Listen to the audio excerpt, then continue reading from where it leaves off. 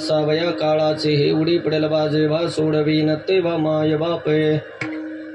प्रस्तुत प्राप्तस्थळी प्राप्त प्रसंगी सेवेकरता निवडलेला भंग जगद्गुरु तुकोबारायचा संसाराच्या मायाजाळामध्ये तुम्ही सामान्य माझ्या सगळे लोक आपण गुंतलेलो आहात. तुकोबा सांगते त्याच्यामध्ये दादा जास्त गुंतून बसू नको का तुकोबा.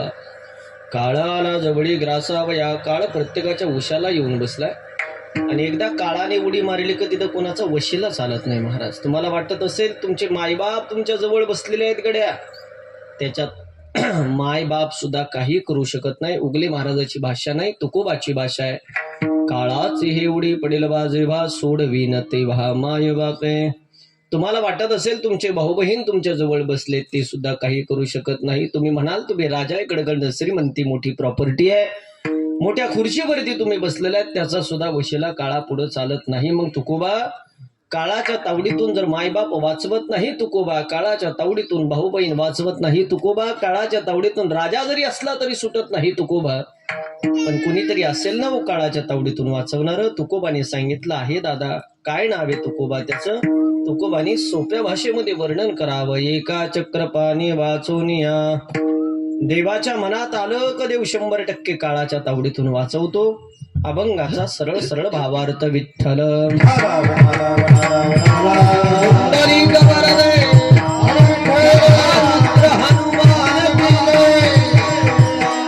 अभंगाची पार्श्वभूमी पाहण्याच्या अगोदर वारकरी संप्रदायाच्या दंडकाप्रमाणे थोडासा परिहार देणं अति गरजेचं आणि अगत्याचं आहे. किम कारणम. तुम्ही सर्वजण ठिकाणी एकत्रित आलात. आपल्यातून निघून गेलेले कैलासवासी सोपानराव किसन भाऊ उघडे यांना आपल्यातून जाऊन आज 1 वर्ष पूर्ण होतंय. त्यानिमित्ताने त्यांचे दोन्ही मुलं असतील, आदिनाथ भाऊ असतील, संभाजी भाऊ असतील, त्यांचे भाऊ, त्यांच्या बहिणी, त्यांचे पुतणे, त्यांच्या घराण्यावरती प्रेम करणारे तुम्ही सर्वच क्षेत्रातील मान्यवर मंडळी या ठिकाणी उपस्थित आहात. उपस्थित असणारे गोड गायन सम्राट परमपूज्य आदरणीय अशोक महाराज, परम आदरणीय संतोजी महाराज, मयूर महाराज, बाकी सगळे मंडळी, पेटीला साथ देणारे, मृदुंगाला साथ देणारे साईनाथ महाराज, तुम्ही सगळे मंडळी मला परिचित मंडळी. बऱ्याच दिवसांनी आपली भेट झाली. परमपूज्य आदरणीय भालसिंग महाराज या ठिकाणी उपस्थित आहे. त्यांनाही धन्यवाद व्यक्त करतो. समोर बसलेले बरेच चेहरे मला परिचित आहेत. नवे नवे तुम्ही मला नावानिशी ओळखताय, मी तुम्हाला नावानिशी ओळखतो, पण दिलगिरी व्यक्त करतो.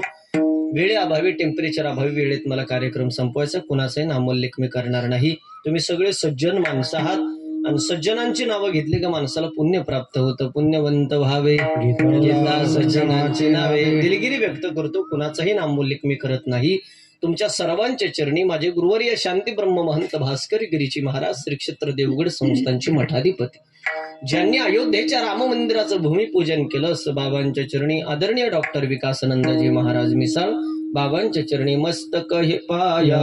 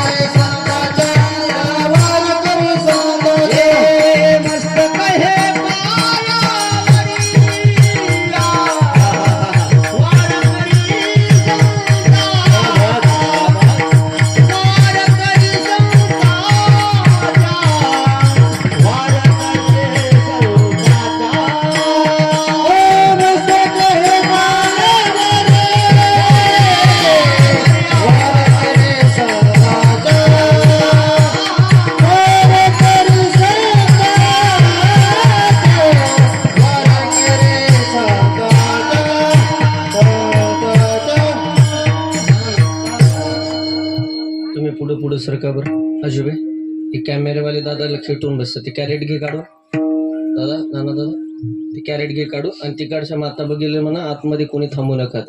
सगळ्यांनी पुढे येऊन बसा. इकडच्या बाजूला जागा आहे. कीर्तन आपल्यासाठी गेलेल्या माणसाकरता नाही. आतमध्ये कोणी थांबू नका म्हणा. त्यांनी मंडपसाठी आपल्यासाठी टाकलेले. इकडच्या बाजूला पण सावलीने इकडे पुढे येऊन बसा. घरात कोणी बसू नका. सरका मावशी पुढं. अजूबाई पुढं सरका. मशिनरीला खेटून बसा. या पुढं, या पुढं. पुरुष मंडळी सरका. थोडं इकडे सरका. अजून बाबा इकडे जागा आहे अजून. हा सरका इकडे सरका.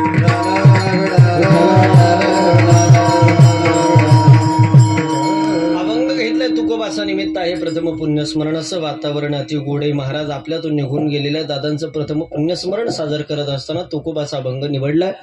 तुकोबा सांगतात आल्यानंतर प्रत्येकाला जायचं, प्रत्येकाला मरायचं, इथं थांबायला कोणी आलेलं नाही. ज्ञानोबानी त्याचं वर्णन ज्ञानेश्वरीमध्ये अति पवित्र पद्धतीने गोड केलंय.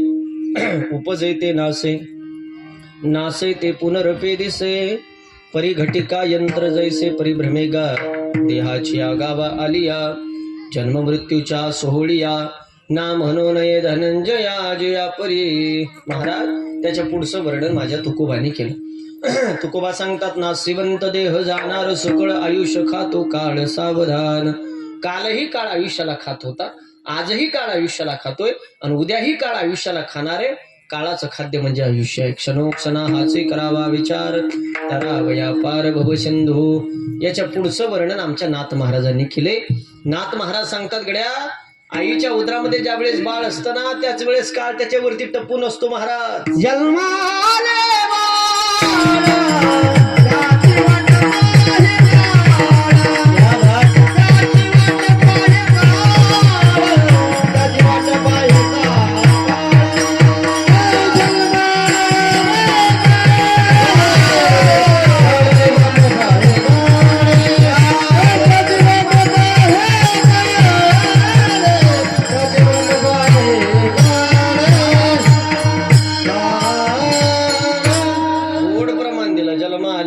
त्याची वाट पाहे काळ, किंवा घडोघडी काळ वाट याची पाहे, अजून किती आहे अवकाश. हजारो प्रमाणे आल्यानंतर प्रत्येकाला जायचं, प्रत्येकाला मरायचं, इथं थांबायला कोणी आलेलं नाही.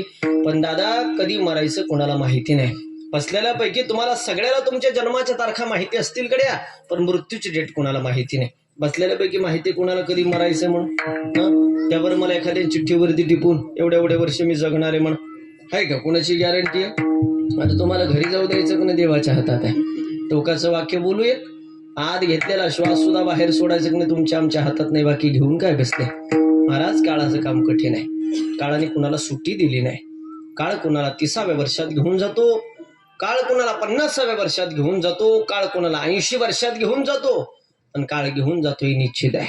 त्याने आजपर्यंत कुणाला सुट्टी दिली नाही. देवाला माझं एक मागणं आहे महाराज, अलसिंग महाराज, देवाला आजपर्यंत मी काही मागितलं नाही, देवाने मला काही कमी पडू दिलं नाही. माझ्या अपेक्षेपेक्षा जास्त दिलं. जेव्हापासून मी कीर्तन क्षेत्रात नव्हतो तेव्हापासून आपला परिचय. हा, चिरंजीवाचे माझे तर आमच्या मैत्रीचं नातं आहे, पण जेव्हापासून मी गायन करत होतो तेव्हापासून आपलं परिचय. देवाने माझ्या अपेक्षेपेक्षा कमी काळात देवाने मला भरपूर दिलं. हा, दिलं म्हणल्यावर दिलं म्हणायचं कडे. लोकाला बोंबलाची सवय झाली, लोक देऊन सुद्धा बोंबलं ते. श्रीमंत असून सुद्धा लोक बोंबलं ते आमची गरिबी आणि देव आमच्याकडे पाहत नाही. अजिबात बोंबलं जाऊ नका. लोकाला एवढून खायची सवय झाली महाराज, अजिबात बोंबलं जाऊ नका. तुमच्या माहिती करता सांगतो का बोंबलायचं नाही. प्रवासादरम्यान एकदा पुस्तक वाचताना मला त्याचं उत्तर सापडलं. का बोंबलायचं नाही त्याचं कारण सांगतो. या निसर्गामध्ये 2 देवता कायम भ्रमण करत असतात, कायम फिरत असतात त्या निसर्गामध्ये. आणि भ्रमण करत असताना सर त्यांच्या मुखामध्ये तथास्तु नावाचा शब्द असतो. तथास्तु तथास्तु तथास्तु असं म्हणत चालतात ते. तुम्ही नेमकी इथं खाली म्हणायची आमची लई गरिबी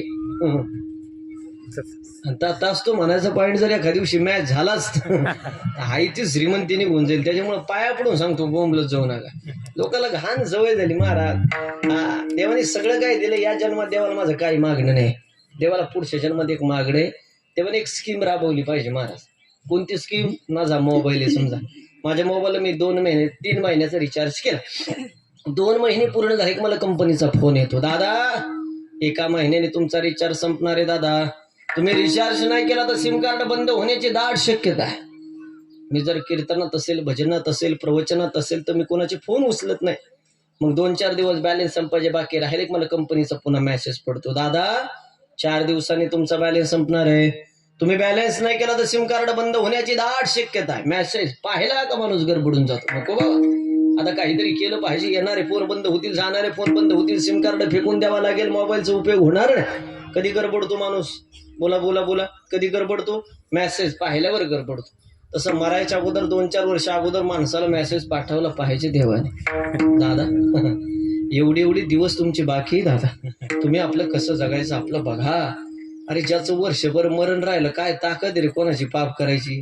24 तास राम राम राम राम राम राम करीत बसतील. निम्याच्या वरगडी प्रॉपर्टी दान करून टाकतील. मरायचं म्हणतील 6 महिन्यांनी ठेवून काय उपयोगी. ज्या दिवशी मरण माहीत होईल त्या दिवशी एवढ्या लांब लोक कीर्तनाला बसायचे नाही. तुमच्याविषयी नाही बोलत मी, एखाद्याची घटना घडायची नाही यायचं माझ्यावर. पण ज्या दिवशी गाड्या माहित होईल ना मला, त्या दिवशी बाबाच्या पायापाशी बसलेल्यापैकी एखाद्याला हॉस्पिटलला ऍडमिट करू नये. पण जर केलं डॉक्टरने सांगितलं 5 तासाच्या वरती तुम्ही जगू शकत नाही, उगले महाराज तुम्हाला पैनीवर सांगाल तुम्हाला देव सोडलं तर काही आठवू शकत नाही. मागे पुढे उभा राही संभाळीत आलिया घात निवारा. संकटाच्या काळात जर कोणाचं ध्यान होत असेल महाराज तर देवाचं ध्यान होतं. एक 4 दिवसापूर्वी ते पुणे हायवेने प्रवास करत होतो आणि त्याच कामरगावच्या घाटाच्या समोर एक घटना घडली. माझी गाडी पाठीमाग होती आणि एक 700 माझ्या पुढे होते. 160च्या दरम्यान स्पीड असेल महाराज. अचानक टायर फुटलं आणि गाडी अशी पलटी झाली आमच्या समोर. पलीकडे पलटी झाली. ड्रायव्हर साहेब मला म्हणे आपण त्यांना थोडी मदत करू म्हणून आम्ही गाडी साईडला घेतली महाराज. सुदैव गाडीच्या एअरबॅग ओपन झालं होते. गाडीत 3 माणसं होते महाराज. 2 लेडीज होत्या आणि एक जेंट्स होते. पुढे स्वामींची मूर्ती ठेवलेली होती, गणपती बाप्पाची मूर्ती होती. गाडी पलटी झालेली आम्ही पाहिली. एअरबॅग ओपन झाल्या. नशीब त्यांचं चांगलं, कोणाला काही झालं नव्हतं. पण तिघाचे म्हणणं त्यांना बाहेर काढा म्हणून आम्ही जवळ गेलो गाडीच्या. तिघही गाडीच्या सीटवरती होती. कोणाच्या केसाला धक्का लागला होता. दोन्ही लेडीज स्वामींचं भजन करत होत्या. तो ड्रायव्हर होता राम राम राम राम राम राम एवढ्या स्पीडने म्हणत होता वालसिंग महाराज. मी म्हटलं एवढ्या स्पीडने जर यांनी रामाचं भजन केलं असतं तर शबरीच्या अगोदर देवानी याला भेट दिली असती महाराज. आपल्याला कधी देवाचा दावा करायला सुचतो? संकट काळात आपल्याला देव आठवतो. आनंदाच्या काळात देव कधी आठवत नाही महाराज. आपल्याला सुख समाधान देवाने दिले का आपण म्हणतो आपण कष्टाने एवढं सुख समाधान प्राप्त केलं, आणि एखादी घटना घडली का देवाला देखवलं नाही म्हणते. कसं महाराज? अरे तो सुख देणारा तोच आहे आणि आपल्या कर्माने दुःख आपल्या कर्माने भोगावं लागतं. पण कायम सुख देणारे या जगात कोण असेल तर देव आहे. कायम समाधान देणारं जर कोण असेल तर भगवंताचं नामस्मरण आहे. त्याच्यामुळं पाया पडून सांगतो, देवाला एक माझं मागणं आहे, पुढच्या जन्मात देवाने तेवढी स्कीम राबवली पाहिजे. बसलेल्यापैकी माझं पाया पडून आयुष्याचा आनंद घ्या. बसलेल्यापैकी तुम्हाला सगळ्याला तुमच्या जन्माच्या तारखा माहिती आहे, पण मृत्यूची डेट कोणाला माहिती नाही. आयुष्य रेषा एकदा संपली का माणसाला जगता येत नाही, कोणाला जगता येत नाही. आणि आयुष्य रेषा जोपर्यंत बळकट आहे तोपर्यंत प्रयत्न करूनही मरता येत नाही. वाक्य आहे का? आयुष्य रेषा जोपर्यंत बळकट आहे प्रयत्न करूनही मरता येत नाही. आणि आयुष्य रेषा एकदा संपली का 100 डॉक्टर लोक पुढे उभा करा, त्याला जगता येत नाही. ठरलेलं गणित. आयुष्य रेषा जोपर्यंत बळकट आहे, 4 रोगरच्या बाटल्या पेला तर माणूस मरत नाही. पेऊ नका कोणी, सांगतोय. आयुष्य रेषा जोपर्यंत बळकट आहे, इमानातून पडलं तरी माणूस मरत नाही. पण आयुष्य रेषा एकदा संपली का किती हुशार डॉक्टरला पुढे उभा करा, त्याला जगता येत नाही. मध्ये मुंबईमध्ये एक प्रसंग घडला महाराज. एका माणसाला पत्ते खेळायचा नाद होता. आपल्या परिसरात आपण त्या पाथर्डी परिसरात, कोपरे परिसरात त्याला आपण जुगार म्हणतो. सकाळी उठल्यापासून संध्याकाळी झोपेपर्यंत आयुष्य त्याने पत्त्यामध्ये घालवलं. हो, घरात रुपये शिल्लक राहिला नाही, पैसा संपला, कलह झाला. बायकोनी नवऱ्याकडं ओरडून सांगावा, हो घरात रुपये शिल्लक नाही, आयुष्य पत्ते खेळण्यात घालवलं, काहीतरी कामधंदा बघा, काम करा काहीतरी. बायको असं म्हटलं, नवऱ्याने सांगावं मला कामाचं काही बोलू नको, आणि तू जर मला कामाचं काही बोलली तर मी आत्महत्या करेल. बायकोने सांगितलं असं काही अभद्र बोलू नका, मी स्वतः काम करते, पण तुम्ही आत्महत्येची भाषा करू नका. पुन्हा 15-20 दिवस लुटले. दिवाळी नावाचा सण जवळ आला महाराज. सकाळी उठल्यावर घरात पैसा नाही, चिडचिड झाली. आणि बायकोने नवऱ्याच्या तोंडाकडे बघून म्हणावं, 15 दिवसावर दिवाळी आली, नका आयुष्यभर काम करू, पण 2 लेकरं समोर आहे, त्यांना कपडे आणावे, फटाके आणावे, 2 दिवस का व्हायना त्या लेकरांच्या कपड्या करता काम करा, नका आयुष्यभर काम करू. बायको असं म्हटल्यावर नवऱ्याने सांगितलं, मी तुला सांगितलं ना मला कामाचं काही बोलू नको, नाही तर मी सुसाईड आत्महत्या करेल. असं म्हटल्या बायकोने रागाच्या भरा सांगितलं, मरायचं तर मरा म्हणे, करा आत्महत्या, काय जगून पाहायचं, आता रुपये प्राप्ती नाही, जा म्हणे करा आत्महत्या. गडी निघाला आत्महत्या करायला. ऐका बरं का, ज्याचे आयुष्य रेषा बळकट आहे त्याला प्रयत्न करून मरता येत नाही. उदाहरण सांगतो. मुंबई सारख्या ठिकाणी ब्रिजवर गेला, ब्रिज कळतं आपल्याला, आपण हुशार मंडळी आहे. ब्रिजवर गेला, खालून रेल्वेचा रूळ गेलेला होता. गड्याला वाटलं वरतून उडी मारावी रेल्वेच्या रुळावरती, रेल्वे इंजिन संपून जाईल, पेपरला बातमी नाही, टीव्हीला बातमी नाही, मरण्याकरता गडी ब्रिजवरती चढला. पण गड्याच्या आयुष्य रेषा बळकट, मरण्याकरता रेल्वेच्या रुळावरती पडत म्हणून वरतून ब्रिजवरून उडी मारली. गड्याच्या आयुष्य रेषा बळकट. खालून एक भाजी विकणारा माणूस चालला होता, पेटी मास्त. त्याच्या डोक्यावरती मोठी टोपली ठेवलेली होती, त्याच्यामध्ये मेथीच्या जुड्या ठेवलेल्या होत्या. तुम्ही सगळे शेतकरी मंडळी आहे. त्याच्या डोक्यावरती टोपली, मेथीच्या जुड्या ठेवलेल्या. या गड्याने मरण्याकरता वरतून उडी मारली, ब्रिजवरून येडा वाटला, रेल्वेच्या रुळावर पडेल, पण आयुष्य रेषा गड्याची बळकट. हे रेल्वे रुळावर नाही पडलं महाराज, हे त्या भाजीवाल्याच्या टोपलीत पडलं. या गड्याच्या आयुष्य रेषा बळकट हे भाजीवाल्याच्या टोपलीत पडलं, हे जगलं. होय पण 70 किलोचा बोजा एका टायमाला पडल्यामुळे भाजीवाला जागेवर गेला. ज्या भाजीवाल्याने सांगितलं होतं मेथीच्या जुड्या विकून लेकराला दिवाळीचे फटाके घेऊन येते ते स्मशानभूमीत गेलं. आणि ज्या बायकोला वाटलं आपल्या घरातली बॅग गेली बा, ते दुपारून 2ला जेवायला घरी आलं. ज्याची आयुष्य रेषा बळकट आहे त्याला प्रयत्न करून मरता येत नाही. आणि आयुष्य रेषा एकदा संपली का किती पण हुशार हॉस्पिटलला घेऊन जा त्याला जगता येत नाही. मध्ये लोकांचं म्हणणं झालं फक्त आजारी पडला नसता तर माणूस गेला नसता. लोक म्हणतात कोरोनाची लाट आली नसती तर माणसं जगली असती. लोक म्हणतात अपघात झाला नसतं तर माणूस जगला असता.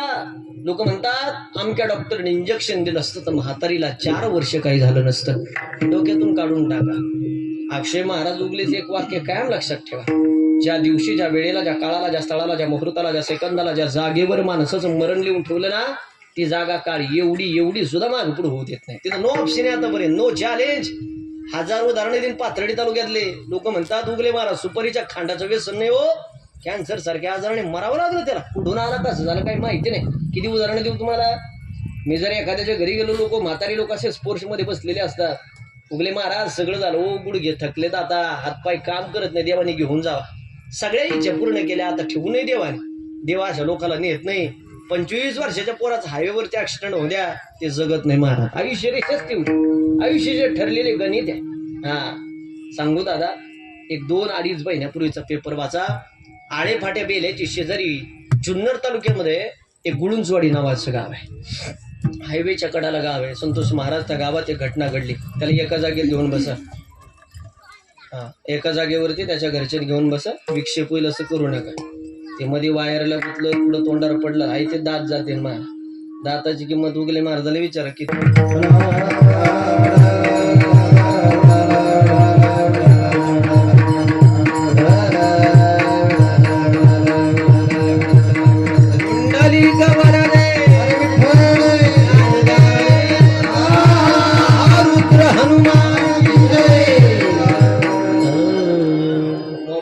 दिवसभर बंद नाही चार्जिंग उतरू तर पोरं कटळत नाही. सवय चांगली नाही. ठीक आहे ना, आधी कुठे लावायला द्या, परंतु त्याचा परिणाम डोळ्यावरती होतो. एकाला 5 वर्षापर्यंत टीव्ही आणि मोबाईलची स्क्रीन दाखवणे महाराज आपल्याला बरं वाटतं, ते नादी लागत आहेत पण त्याचा परिणाम होतो. आज 80 वर्षाच्या म्हाताऱ्याला चष्मेने पण 4 वर्षाच्या पोराला चष्मा लागले. त्याची कारण आहे तुम्हाला वाटत असेल पोरं लई फास्ट निघाले, लई ब्रेन चालते. पण जेवढे फास्ट पोर आहे तेवढं आयुर्मान त्यांचं कमी दिसतं तुम्हाला. सगळ्या त्याचं सुसाईडचं प्रमाण कशामुळे वाढलं महाराज. हे संघर्ष करायची ताकद नाही त्यांच्या, संकट पेलायची ताकद नाही. आत्महत्या करायला लागले पुण्यामध्ये लोक. छोट्या छोट्या कारणावरून. तुमच्या काळात काय कमी संघर्ष होता का महाराज? अरे 72ला दुष्काळ पडला तर तुम्ही काय सुकडी खाऊन जीवन जगले. तुम्ही साक्षीदार याल. आमच्यासारखी पिढी तेवढी सहन करू शकत नाही, अजिबात नाही. आयुष्य आरामाची जीवनाची सवय झाली महाराज आमच्या पिढीला. पाया पडून सांगतो कष्टाची थोडी ताकद ठेवा. धावपळ केल्याशिवाय फुकट देव देत नाही रे कुणाला. लोकांना वाटत असेल फुकट भेटतं, अजिबात नाही. रात्रंदिवस पळावं लागतं महाराज. लोकांना महाराज लोकांचं जीवन लय सोपं वाटतं. आयुष्यामध्ये गाडीतून उतरते ती जॅकेटन ते पाकिटन 2-4 दिवस हिंडून पण आमच्या संग मग कळण काय असतं ते. रात्रंदिवस पळावं लागतं महाराज. देव फुकट कोणाला मोठं करत नाही. पाया पडून सांगतो देव फुकट कोणाला देत नाही महाराज. कष्टाशिवाय पर्याय नाही. ज्याच्याकडे कष्ट आहे ना तिथं लक्ष्मी पाणी भरते महाराज. फुकट नाही. आई तर आलेलं जास्त दिवस टिकत नाही. तुमच्या तालुक्याला सांगायची गरज नाही.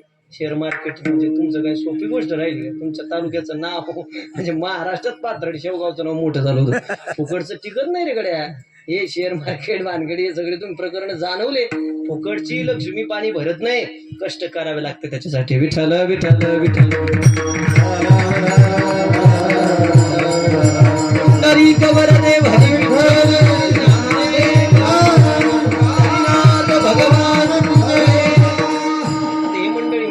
संतोष महाराज ट्रिप वगैरे नियोजन करते. एक साधी कटकट नाही त्यांच्या डोक्याला पण. आणि एक तराचे लोक भेटतात महाराज. अरे घरी हापशाचं पाणी पिणारे तिकडे जाऊन बिस्लरीचं पाणी मागत त्यांना. ते काय सोपं आहे का काय? नाही आम्ही पितच नाही फिल्टर शिवाय. आपल्याला काय कळत नाही महाराज. अरे खूप त्रास असतो, फुकट नसतं. सगळ्याला सांभाळून घ्या. मला बरेच मंडळी म्हणले ट्रिप. मी म्हणलं आपल्या चिंते होणार नाही बाबा, आपण कोणाचं ऐकू शकत नाही. तुम्ही तुमची कमाल आहे महाराज लोकांची महाराज. ज्याचं त्याचं ज्याला त्याला जमून जाणं. पण चला सगळ्यात महत्वाच्या माध्यमातून तुमच्यामुळे देवाला सगळ्या सामान्य लोकांना देव पाहायला भेटतो. त्याचे आशीर्वाद त्याचं पुण्य तुम्हाला काम येणार आहे महाराज. कोणत्या तरी माध्यमातून माणूस पुण्याने मोठा होतो. त्याचे आशीर्वाद. एखादी म्हातारी गेली त्या देवाचं दर्शन घेतलं एक धामापै एखादं, आणि ती जर सहज म्हणली या महाराजामुळे आपलं दर्शन झालं नाही तर आयुष्यात बास ते आशीर्वाद तुमच्या पाठीशी महाराज. हे पैसा संपत्ती प्रारब्धाच्या गोष्टी असतात महाराज, हे भेटत राहतं, हे प्रारब्धाच्या गोष्टी आहे. हे किती नाही ठरवलं, काही लोक 24 तास घरी झोपून पण गडगंज श्रीमंती त्यांच्या, काही 24 तास घाम येऊच तर पळत येत रुपये नाही त्यांच्या अकाउंटला. असे किती दाखवू मी तुम्हाला. अन्न मान धन येतो प्रारब्ध, या प्रारब्धाच्या गोष्टी आहे. चल मला विस्तार करायचा नाही. त्या गुळुंचवाडी नावाच्या गावात एक घटना घडली महाराज. गावचे सरपंच ज्यांचे सर एक्सपायर झाले चुलते, अति प्रतिष्ठित माणूस त्या परिसरात, आणि स्मशानभूमीमध्ये अंत्यविधी सुरू झाला. माणसाला समोर पेटवलं, मोजून 10 मिनिटांमध्ये अंत्यविधी संपणार आहे, लोक घराकडे निघणार आहे. जुन्नर तालुक्याचे आमदार, तिथले सभापती, जिल्हा परिषद अध्यक्ष, सरपंच, चेअरमन सगळे मंडळी त्या ठिकाणी उपस्थित आहे. माणूस प्रतिष्ठित होता, हजारो जनसमुदाय स्मशानमध्ये जागा नाही. माणसाला समोर पेटवलंय, 10 मिनिटांमध्ये मोजून अंत्यविधी संपणार, लोक घराकडे निघणार आहे. तेवढ्यात एक भरधाव वेगाने टँकर आला. दुर्दैव हो, त्या दिवशी टँकरच्या चालकाने किन्नरकडे टँकर चालवायला दिलेला. न्यूट्रल झालेला टँकर त्याला पुन्हा कंट्रोल झाला आणि त्या मॉब मध्ये घुसला. 14 माणसं चिरडले गेले, 5 माणसं तर जागेवर गेले. 27 वर्षाची महिला, तिचं 4 वर्षाचं लेकरू गेलं गड्या. त्या जुन्नर तालुक्यामध्ये ज्या माणसाला मिनी आमदार म्हणून म्हणायचे, सभापती धोंडीभाऊ पिंगट नावाचा माणूस, त्याचा अपघातात गेला. प्रत्येक पेपरला हेडिंगला बातमी होती महाराज. सांगा मला तुम्ही सगळे मंडळी, जे लोक सकाळी अंत्यविधीला आले होते त्यांच्या मनात तरी आलं असेल का दुपारून आपला अंत्यविधी होईल म्हणून? नाही ना. त्याच्यामुळे माझं पाया पडून सांग, प्रत्येक क्षण आनंदात घाल, सुखाने जग. माता भगिनी कवा चमक निघाल मरावं लागेल सांगता येत नाही. एखादी सासूबाई सुनबाईला बोलली ना, सुनबाई पाया पडून सांगतो, ऐकून घ्यायचं, दुसऱ्या मिनिटाला विषय सोडून द्यायचा. काय मरत बोलल्याने बरं, काय शरीराला छिद्र पडतात का आपल्या आईसारखे, वयाने मोठे आहे, ज्ञानाने मोठे आहे, काय मरत बोलल्याने. राग द्वेष मनात ठेवू नका. हा तुमचा फुगीरपणा तुमच्या घर लेव्हलला चालल, हा तुमचा फुगीरपणा तुमच्या गाव लेव्हलला चालल, हा तुमचा फुगीरपणा तुमच्या तालुका लेव्हलला चालल. पण गड्या, ज्या दिवशी यम उडी मारतो ना, त्या दिवशी कोणाचाही फुगीरपणा चालत नाही, लक्षात ठेवा. पाया पडून सांगतो, तिथं कोणाचा वशिला चालत नाही. प्रत्येक क्षणाचा आनंद घ्या रे. आयुष्य कमी कमी कमी कमी कमी होत चाललंय. आज 27 तारखेचे 10:30-11 वाजून गेले. हा गेलेला क्षण किती पैसे देऊन तुम्हाला आयुष्यात विकत घेता येईल का? विकत घेता नाही ना. आयुष्याचा आनंद घ्या. लोकांना आयुष्य भेटाना ना आपल्याला भेटलं तर जगताय. किती भारी जगलं पाहिजे माणसं, किती भारी जगलं पाहिजे. सकाळी जर आपण असं उठलो, घराच्या बाहेर निघालो ना, असं गल्लीतून निघालो, आपला चेहरा एवढा फ्रेश पाहिजे, एवढा फ्रेश पाहिजे का आपलं तोंड पाहिल्यावर 4 लोकांना वाटलं पाहिजे याला राम राम घाल, याला चहा पाव, याने आपल्या संग गप्पा मारा, एवढा चेहरा फ्रेश पाहिजे. नाही तर काही काही तोंड पाहिल्यावर 3 दिवस भाकरी खाऊ वाटत नाही. मारा फोडली गोवारिया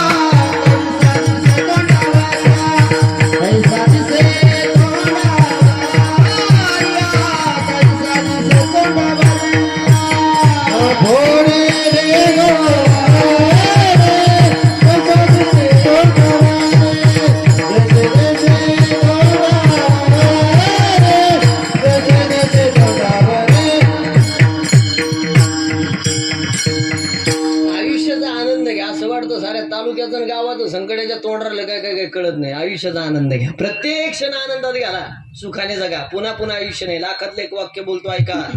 वयाच्या 25 वर्षापर्यंत माणसाला काही कळत नाही. वयाच्या 25 वर्षापर्यंत माणसाला काही कळत नाही, आणि 50 नंतर कळून काहीच फायदा नाही. होय, 25 पर्यंत काहीच कळत नाही, आणि 50 नंतर कळून काहीच फायदा नाही. 50 नंतर त्याच्या घरचेच म्हणतात यांना काही कळत नाही, यांचा मेंदू सैल झालाय, सांगायच्या भानगडीत पडू नका. बालपण गेले नेता कसे विसराव्या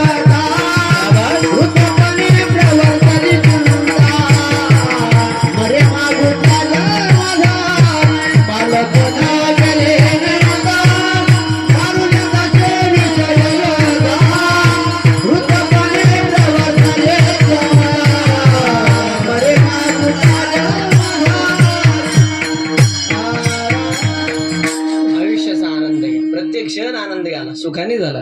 2 शब्द गोड बोला. समोर आलेल्या व्यक्तीला काय लागतं गोड बोलायला? महाराज मंडळी आम्ही काय करू, तुम्हाला काय पैसे देऊन तुमलो का? तरी तुम्ही जिथं भेटल नाही महाराज चहा घ्या, जेवण करून. काय केलं महाराज? त्या माऊली ज्ञानोबाराचा ड्रेस आहे आमच्या अंगावर, 2 शब्द प्रेमाचे. हे जा मेले फुगिरीत जगलो होतो तुम्ही, जाऊन दे मरोज त्याला फुगिरी म्हणजे.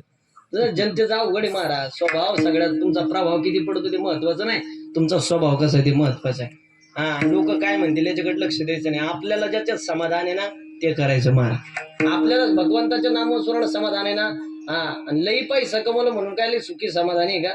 50 वर्षानंतर पोराच्या ताब्यात देऊन टाका, त्याला म्हणा 2 टायमाची भाकरी दे म्हणा फक्त, बस. सकाळ संध्याकाळ मंदिरात जा, देवाला हात जोडा, देवा तू जिवंत ठेवलं याच्यापेक्षा काय उपकार करायला पाहिजे महाराज. रोज 5 मिनिटं देवाचं भजन करा.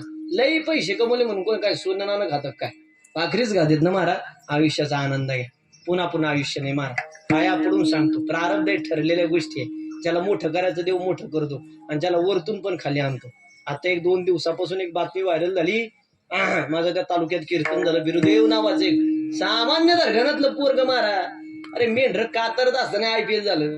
त्या पोराची तक्रार सुद्धा पोलीस स्टेशनला घेतली नव्हती. पोलीस स्टेशनला तक्रार सुद्धा घेतली नव्हती त्याची. आज ते IPL झालं. आज काय वाटलं असेल त्या पोलीस स्टेशनच्या लोकांना मारा.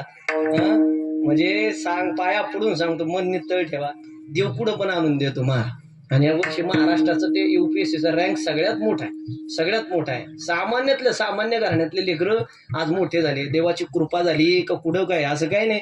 किती का अभ्यासावाले तसे पडले महाराज, कित्येक विद्वान लोक, कित्येक सगळ्या गोष्टी. त्याच्यामुळे पाया पडून सांगतो, आयुष्याचा आनंद घ्यायचं शिका, संधीचं सोनं करा, गोड राहा, या मुखाने कोणाला वाईट बोलू नका, कुणाची निंदा करू नका, प्रत्येक क्षणाचा आनंद घ्या. चला.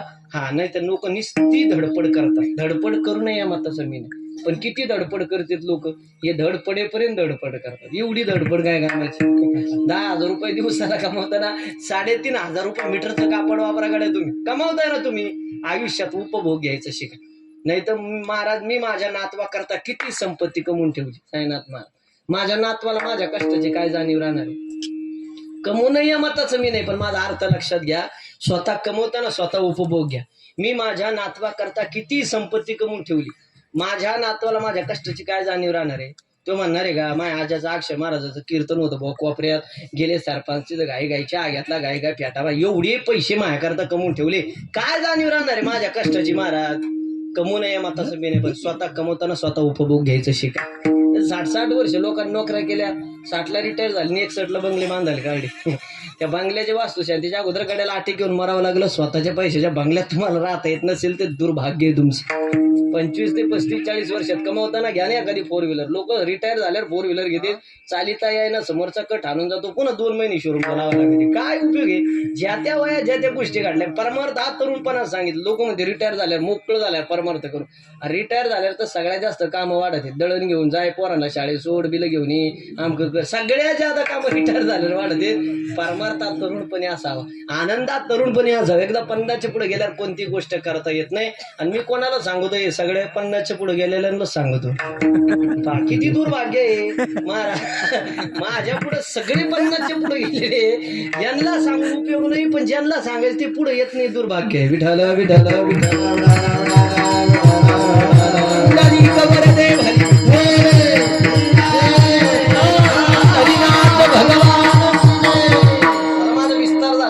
जुन्नर तालुक्यातली घटना सांगत होतो. टँकरच्या रूपाने काळाला 5 लोकांना घेऊन गेला. तुम्हाला नगर किती अंतरावर येतो अंदाजे? 40-45 किलोमीटर. DSP चौक माहिती तुम्हाला सर्वांना, संभाजीनगरला रस्ता जातो तो. माऊली एकदा मी कीर्तन करून आलो आणि त्या DSP चौकामध्ये सिग्नल पडला म्हणून माझी गाडी थांबली. 4 व्हीलर थांबलेल्या, 2 व्हीलर थांबलेल्या, आमच्या सगळ्यांचं लक्ष सिग्नलकडे. काही सेकंदात सिग्नल ओपन होणार आणि महाराज आमच्या गाड्या निघणार. तेवढे ते स्कूटरवाला आलं ते मध्ये येऊन थांबलं. सिग्नल पडलेला आहे, 4 व्हीलर थांबलेल्या, 2 व्हीलर थांबलेल्या, सगळ्यांचं लक्ष सिग्नलकडं. काही सेकंदात सिग्नल ओपन होणार, गाड्या निघणार. स्कूटरवाला आलं ते मध्ये येऊन थांबलं. ते मध्ये येऊन थांबलं, तेवढ्यात आकाशातून घार चालली होती आणि घारीच्या पायात नाग होता.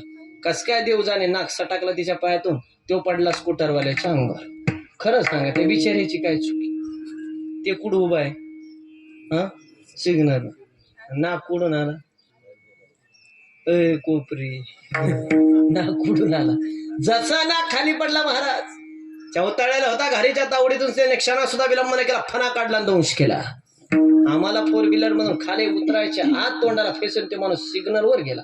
फोटो सहित सकाळ नावाच्या पेपरला बातमी होती. मला काय म्हणायचं, तो घरी असता मग साप चावला असता, मग मी मान्य केलं असतं. तो शेतात गेला असता, त्याला साप चावलेलं कोणी पाहिलं नसतं, मग मी मान्य केलं असतं. ते कुठं उभा आहे? सिग्नल. आणि साप कुठून आला? पाठीमाग बसलेली. कीर्तन प्रवचनले माग नाही बसायचं, कवा साप उडी आणि सांगतेत नाही बरं का. पुन्हा म्हणून नका उगले महाराजांनी आमच्या गावातून आम्हाला सांगितलं नाही. कवा सापुडी आणि तोंडाला फेसून मरावं लागेल सांगता येत नाही. मी पहिलं उदाहरण दिलं तुम्हाला. जुन्नर तालुक्यातलं काही चुकी नसताना टँकरच्या रूपाने 5 लोकांना काळ घेऊन गेला. दुसरं उदाहरण दिलं, काही चुकी नसताना सिग्नलवरती सापाच्या रूपाने काळ आला आणि माणसाला घेऊन गेला. उगले महाराजाची भाषा नाही, तुकोबाची भाषा आहे. काळ आला जवळी ग्रासावया. मग तुकोबा काळ जर आमच्या जवळ येऊन बसलाय तर आम्ही काय केलं पाहिजे, काय नाही केलं पाहिजे, याचा उपदेश तुम्ही आम्हाला कराल का? याचा उपदेश अभंगाच्या प्रथम. नको नको म्हणा, नको म्हणा रे. नको नको म्हणा, नको नको म्हणा रे. नको नको म्हणा, नको माया नको नको म्हणा, नको माया नको नको म्हणा, नको माया रे.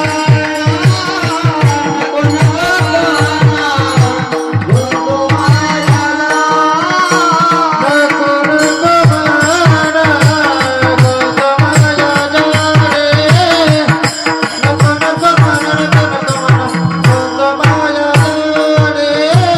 नको नको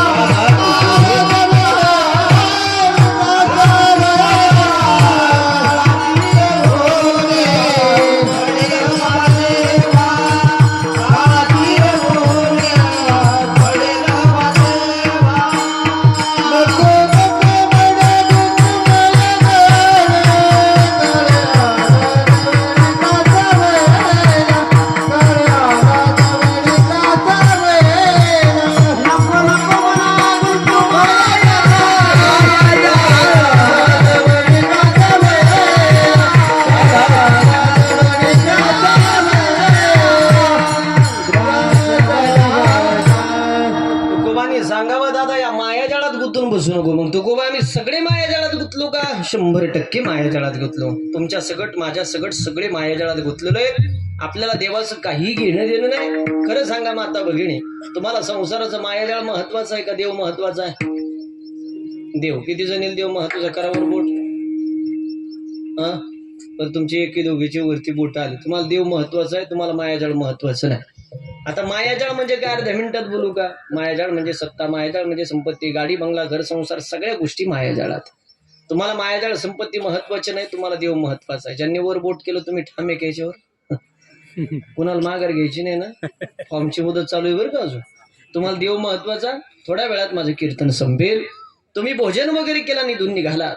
अर्धा किलोमीटर वरती तुम्ही पायी पायी पायी पायी पायी चालत गेलात आणि जात असताना रस्त्याच्या कडे तुम्हाला 2 मूर्त्या दिसल्या. ऐका, एक रामाची मूर्ती आणि एक रावणाची मूर्ती आहे. एक रामाची मूर्ती आणि एक रावणाची मूर्ती आहे. खरं सांगा मला, तुम्ही कोणती मूर्ती उचलता? बोला बोला. रामाची. 100% रामाची. 100% रामाची मूर्ती पितळाची आणि रावणाची सोन्याची आहे. कोपरे. रामाची पितळाची आणि रावणाची सोन्याची. आता कोणती उचलता? रामाची. घरी जाऊन सांगा मला. काय सांगा काय सगळं रावणाची उचली ना तुमचं काही घेऊन बसले. माता भगिनी, तुम्ही रामाची उचलता का पितळाची मूर्ती उचलता? अरे सरकारच्या 1,500 करता दिवसभर बँकेसमोर उभा राहता. सगळ्याला खोटं बोला. अक्षय महाराज उगलेला कशाला खोटं बोल? ठीक आहे, तू माझ्या आई सारख्या बहिणी सारख्या. खरंच सांगा मला, माझ्या गळ्यात तुळशीची माळ आहे, तुमच्या गळ्यात मंगळसूत्र आहे. माझ्या गळ्यात तुळशीची माळ आहे, तुमच्या गळ्यात मंगळसूत्र आहे. पटकन बोला बरं, दोन्ही पवित्र काय? तुळशीची माळ. माझ्या गळ्यात तुळशीची माळ, तुमच्या गळ्यात मंगळसूत्र. पवित्र काय? तुळशीची माळ. 100% फायनल लॉक केच आहे. तुळशीची माळ पवित्र आहे. कीर्तन संपलं का सगळ्यांनी मंगळसूत्र काढायची, निधा आणून ठेवायची. जमन येडा बिडा काय म्हणा बाप्पा तू. 90,000चा भाव 1,02,000 गेला सोन्याचा, तू म्हणती आणून ठेवा. दोन्ही उदाहरण सिद्ध झालं. तुम्हाला देवाच काही घेणं देणं नाही. लोक फक्त म्हणायला म्हणते उगले महाराज असं कीर्तन चालू असलं असं वाटतं संपूच नाही. चांगलं जर साप इथं मध्ये निघाल एक बसेच नाही माया पडे त्याच्यात तुम्हाला देव महत्व. सगळ्याला जीव महत्वाचा. तुकोबा सांगतात या मायाजाळात गुतून बसू नको कड्या. का काळाला जवळी ग्रासावया. मग तुकोबा काळाच्या तावडीतून वाचवणारे जगात कुणीच नाही का तुकोबा? दोन व्यक्ती आहे. पहिल्या व्यक्तीचं नाव संत आहे आणि दुसऱ्या व्यक्तीचं नाव देव आहे. संत वाचवतात जगा काळ खाय आम्ही माथा दिला पाय. गेलात कधी गहिनीनाथ गडावर तर मनोभावे दर्शन घ्या सद्गुरु संत वामन महाराजांचं. अरे 8 दिवस रुबी हॉस्पिटलच्या बाहेर काढायला थांबवण्याची ताकद जगात आजपर्यंत तेवढ्याच साधूनी केली महाराज. बरोबर भगवान बाबाच्या पुण्यतिथीनंतर 8व्या दिवशी सद्गुरु संत वामन महाराजांची पुण्यतिथी येते. जगा काळ खाय आम्ही माथा दिला. सद्गुरु बाळू महाराजांनी बाळू मामाने काळ याच्या अगोदर 3 दिवस सांगावं महाराज. ही साधू संताची ताकद आहे. दुसरी व्यक्ती कोणती? काळाच्या तावडीतून वाचवून तिचं नाव देव आहे. देव वाचवतो. समृद्धी महामार्गावरती बस पलटी झाली. आपण सगळ्यांनी बातमी पाहिली. 26 जण जळून मेले. काही चुकी नव्हती महाराज. मी तुम्हाला अजूनही व्हिडिओ दाखवतो युट्यूबला. तो देव कसा वाचवतो ऐका आता. त्याच्यानंतर 2च तासांनी सप्तशृंगी गडावरून बस खाली कोसळली. 400 फूट बस खाली पडली. 18 सीट होते. एक म्हातारी मेली. 17 जशी तशी जिवंत आहे. कसा वाचवतो देव. दुसऱ्या दिवशीचं पेपरचं कात्रण दाखवलं मी तुम्हाला. अक्कलकोट रस्त्याला बस चालली होती. 55 माणसं बसमध्ये प्रवास करत होते. ड्रायव्हरच्या चुकीमुळे झाडावरती बस जवळ आदळली. या दोन्ही बसपेक्षा भयानक अपघात त्या बसचा झाला. पण 55 लोक अक्कलकोटला जात असताना प्रत्येकाच्या मुखमध्ये स्वामींचं भजन चालू होतं. एवढा भयानक अपघात झाला पण एकाही माणसाच्या डोक्याच्या केसाला धक्का सुद्धा लागला नाही. सांगा ही कृपा कुणाची आहे? ही कृपा त्याची आहे. त्याने तुम्हाला वाचवायचं ठरवलं. दुनिया विरोधात जाऊ द्या. ते डोक्याच्या केसाला धक्का लागू देत. देवाच्या मनात नसेल. पारनेर तालुक्यामध्ये कानूर पठार नावाचं गाव आहे. 700 कोटी रुपयाचा मालक माझ्या समोर मेला. दोन्ही पुण्यस्मरणाचे कीर्तन मी स्वतः केले. त्याच्यामुळं पाया पडून सांगतो माता भगिनी वाचवणारा देव आहे ना. उठता बैसता हरी बोला. दळिता कांडिता हरी बोला. भांडताना सुद्धा हरी बोला. हे हरी बोला हरी बोला हरी बोला हरी बोला नाही तर या बोला. व्यर्थ कल्पना करू नका. व्यर्थ कल्पना करू नका. व्यर्थ कल्पना करू नका. हरी बोला हरी बोला हरी हरी बोला हरी बोला नाही तर या बोला. व्यर्थ कल्पना करू नका. व्यर्थ कल्पना करू नका.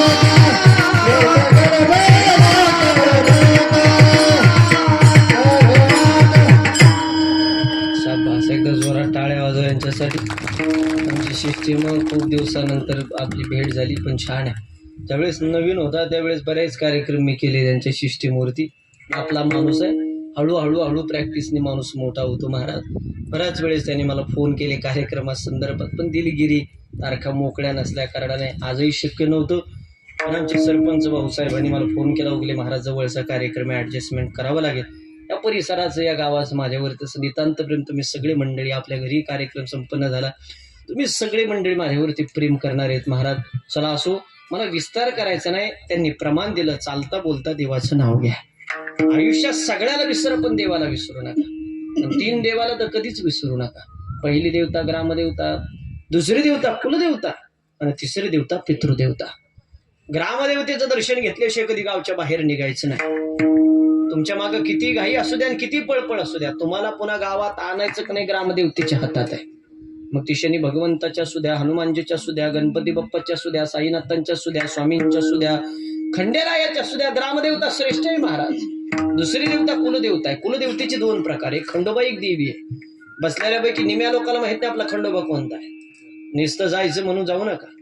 जेजुरी गडावर आता 7 तारखेला मी चंपाषष्ठी दिवशी कीर्तन करत असताना भगवान कृष्ण परमात्म्याचं एक उदाहरण दिलं. कृष्ण परमात्म्याचा खंड कुलदैवत जर कोणता असेल तर जेजुरीचा खंडेराया. कृष्ण परमात्मा असं सांगतो वर्षातून एकदा का होईना आपण आपल्या कुलदैवाच्या दर्शनाला गेलं पाहिजे. आपण कधी जातो? लग्नानंतर जोडीन दर्शनाला. का जातो? सुख समाधान ऐश्वर्य संतती प्राप्त व्हावी म्हणून जातो. वर्षातून एकदा गेलं पाहिजे. नाही तुमच्याच्याने जाणं झालं त्याच्या नावाने 5 माणसं वर्षातून एकदा जीव घाला. त्यांच्या आत्म्याचा आशीर्वाद घरा सुख समाधान प्राप्त करून देईल. आणि तिसरी देवता आहे पितृदेवता आहे. आजची ही पूजा आहे ना ही पितृदेवतेची पूजा आहे. ठरवलं असतं त्यांच्या दोन्ही मुलांना. आदिनाथ भाऊने ठरवलं असतं. संभाजी भाऊने ठरवलं असतं. वडिलांचं वय झालं होतं समजा. नाही करायचं आम्हाला पिंडदान, नाही आम्हाला ब्राह्मण बोलवायचं, नाही आम्हाला पूजा करायची, नाही उगले महाराज बोलवायचे, नाही कीर्तन ठेवायचं, नाही लोक जीव घालायचे. काय झालं असतं? काय झालं काय? लोक सहज बोलतात उगले महाराज इथं केले कुठं वरती पोहोचतं का, अमकं होतं का, तमकं होतं का. त्यांना असं वाटतं 2 पुस्तकं वाचले म्हणून आपल्याला लय अक्कल आले, लोकला भेट देत ना. कोण म्हणतं वरती पोहोचत नाही. आता आमच्या सरपंचाने मला फोन केला, उगले सरपंचाने, उगले महाराज 27 तारखेला 10 वाजता तुम्हाला कीर्तनाला यावं लागेल. माझ्यापर्यंत आलेला फोनवरून आवाज बसलेल्यापैकी कोणाला दिसला होता तुम्हाला? नाही ना. मी इथं पोहोचलो नाही. तसंच आहे तुमच्या आई वडिलांच्या नावाने तुम्ही जे क्रियाकर्म करता ते कोणत्या पद्धतीने वरती पोहोचतं. माता भगिनी, एका वेळेस देव लय बरा, पण देवापेक्षा खतरनाक आपले पित्र आहेत. जवळ आलेला घास तोंडात पण जाऊन देत नाही, मरून पण देत नाही. 4 दोष सांगितले शास्त्राने. लिसन टू केअरफुली. अर्ध्या तासाचे कीर्तन थोडं ध्यानपूर्वक ऐका. पहिला दोष वास्तु महात्म्य वास्तु दोष. दुसरा दोष अन्न महात्म्य अन्न दोष. तिसरा दोष संघ महात्म्य संघ दोष. चौथा दोष पितृ महात्म्य पितृदोष. त्याच्यातला सगळ्यात खतरनाक जर कोणता असेल तर पितृदोष. किती खतरनाक? महाराष्ट्रातली 75% जनता त्रस्त आहे पितृदोषामुळे. 75%. आणि सगळ्यात जास्त पैशावाले. फक्त समोर प्रश्न विचारित नाही, आपल्या नंतर फोनवरती विचारल्याशिवाय राहत नाही. होतो कशामुळे पितृदोष? ऐका आता ध्यान करून. तुम्ही रोज देवाची पूजा करता का माता भगिनी? करता का देवाची पूजा? आजारी आहेत का तुम्ही? मी घरी जाऊ का? बोला मग, बोला. करता देवाची पूजा? देवाची पूजा एकदा चुकली, दोनदा चुकली, तीनदा चुकली, 5 वेळेस चुकली, देव माफ करतो.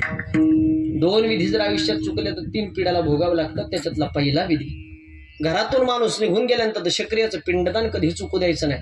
आणि दुसरा विधी, ब्रह्मश्राद्ध म्हणजे वर्षश्राद्धाचं पिंडदान कधी चुकू द्यायचं नाही. तुम्हाला पाया पडून माझं सांगणं आहे. 2 विधी चुकले, 3 पिढ्याला भोगावं लागतात. आपल्या लेकराची कधीतरी जन्मकुंडली उचका. 17 प्रकारच्या शांती शास्त्राने सांगितल्या, 9 प्रकारचे स्पष्ट दिसतात, 10वी दिसत नाही. लेकराची जन्मकुंडली उचकल्यानंतर पहिला दोष निघल त्रिपिंडी दोष. दुसरा तिसरा कोणता नाही. घरातून माणूस निघून गेल्यानंतर दशक्रियाचं ब्रह्मश्राद्धाचं पिंडदान जर तुमच्याकडून चुकलं, हे तुमच्या लेकराला ना तुम्हाला भोगावं लागतं. त्रिपिंडी दोष घालण्याचे 2 उपाय शास्त्राने सांगितले. पहिला उपाय, जो श्रीमंत माणूस आहे, ज्याच्याकडे पैसा आहे, ज्याच्याकडे प्रॉपर्टी, ज्याच्याकडे संपत्ती, 2.5 तासाची पूजा त्रिवेणी संगमावर सांगितली. आणि जो गरीब माणूस आहे, दिवसभर कष्ट करतो, संध्याकाळी त्याची भाकर खातो, त्याला घरगुती उपाय सांगितला. उपाय आहे का? भाताचा पिंड तयार करायचा, त्याच्यावरती दही टाकायचं, घराच्या पूर्व दिशेच्या कोपऱ्यावरती भाताचा पिंड ठेवून द्यायचा. 11 वाजून 32 मिनिटापासून 12 वाजेपर्यंत पूर्व दिशेकडून जर काकस्पर्श झाला तर त्रिपिंडी दोषातून मुक्तता. शास्त्र तुम्हाला मला शिकवतंय. कधी वाचलं का? कधी अभ्यासलं का? ज्ञानेश्वरी सारखा ग्रंथ नुसता बांधून नका ठेवू. तुकोबाचा गाथा नुसता बांधून नका ठेवू. आणि जीवन जगत असताना एक वाक्य ऐका, देवाला काही मागू नका. देव फुकटात कोणाला काही देत नाही. आणि देवाला फुकट द्यायचं असतं ते प्रमाण नको होतं. पहा ते पांडव खंड वनवासी. जगाचा बाप कृष्ण परमात्मा 24 तास पांडवासमेत राहिला. त्यांना काही दिलं नाही. तुम्हाला मला देव द्यायला येडाय? देव देत नाही या मताचं मी अजिबात नाही. आमच्या संतांचं प्रमाण आहे. देव देतो कधी? घेसे तेव्हा दिसे ऐसा असे उदार. देव घेतल्याशिवाय देत नाही. जगद्गुरु तुकोबाराला साधकांनी प्रश्न केला, तुम्ही सांगता देवाला मागू नका, यश कीर्ती संतती संपत्ती आम्हाला प्राप्त करायची, आम्ही मागायचं कुणाला? तुकोबान त्यासाठी अभंग सांगावा. दादा तुला यश कीर्ती संतती संपत्ती जर प्राप्त करायची असेल, तुका म्हणे पितृ आशीर्वाद देती कल्याणा इच्छेते तया कुळा. पितरांचा आशीर्वाद सर्वश्रेष्ठ. काय पुरावा? तुमच्या घरातलं उदाहरण देतो. चला, वडील जर अचानक निघून गेले ना, म्हातारा जर अचानक निघून गेला, राहायला घर नसेल, फिरायला गाडी नसेल, 6 महिन्यामध्ये जर बंगला झाला, दारासमोर 4 व्हीलर गाडी आली, तर जुने लोक म्हणायचे म्हाताऱ्याने मागं वळून, म्हाताऱ्याने मागं वळून पाहिलं कोण म्हणून तुम्ही काय येडे नव्हते महाराज. 60 वर्षाच्या आयुष्यात माणसाला जे करता येत नाही ते 6 महिन्याच्या सूक्ष्मजीव करतो. याला पितरांचा आशीर्वाद म्हणतात. आणि पित्र म्हणजे कोण? आपले आई वडील. पित्र म्हणजे कोण? आपले आजी आजोबा. मला गोड प्रश्नाचं उत्तर द्या. तुम्ही सगळे मंडळी पंढरपूरला जाऊन आला. कोणी आषाढीला गेलात, कोणी जाणार आहे. कोणाचे दर्शन करता गेले होते तुम्ही पंढरपूरला? बोला बोला. पांडुरंगाच्या, विठ्ठलाच्या. जगाचा बाप पांडुरंग परमात्मा कुणासाठी आला बरं पंढरपुरात? पुंडलिकासाठी. काय केलं बरं पुंडलिकाने? माय बापाची सेवा. करेक्ट आणि समर्पक उत्तर इथपर्यंत तुम्ही दिलात.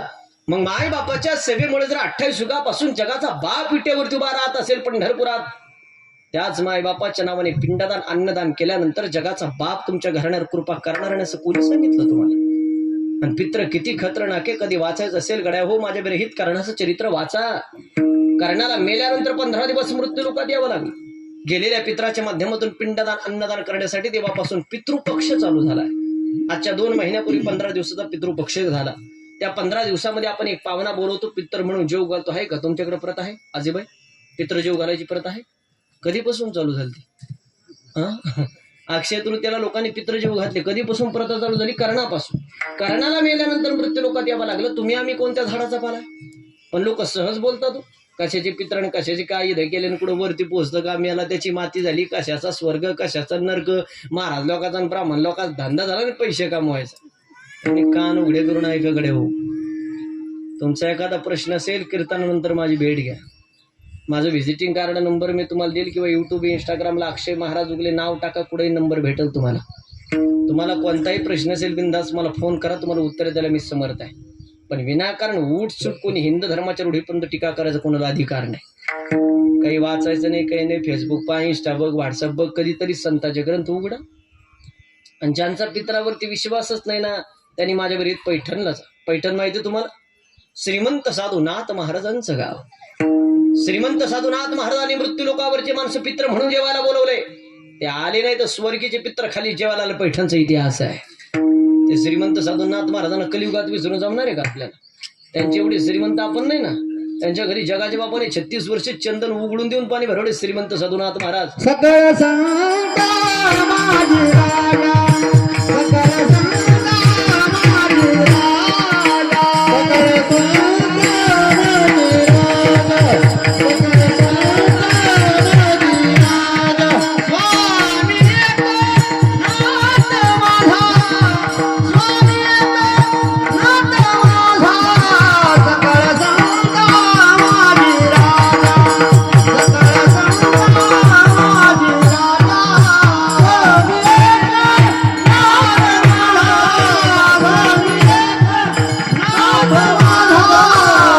संता माझी राजा.